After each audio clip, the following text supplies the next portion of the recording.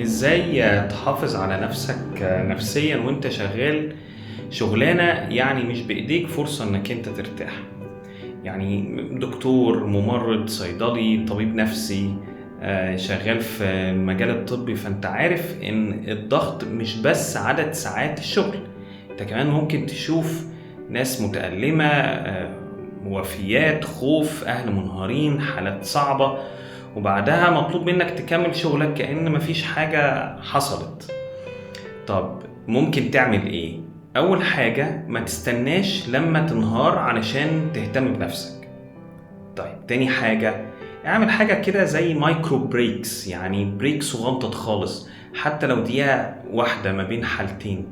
خد نفسين كده ببطء، اشرب مية، حاول ترجع تركيزك للحظة الحالية.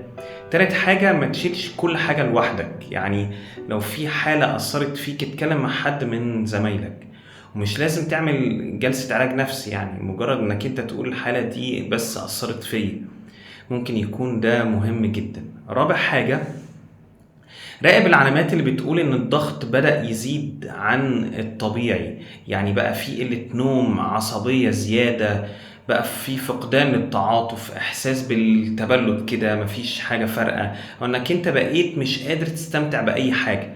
دي مش علامات انك انت ضعيف، بس دي علامات ان جهازك النفسي بقى محتاج دعم. اهم حاجة انك تهتم بنفسك مش عشان تبقى اقوى او تستحمل اكتر، لكن علشان تفضل انسان وانت بتساعد الناس.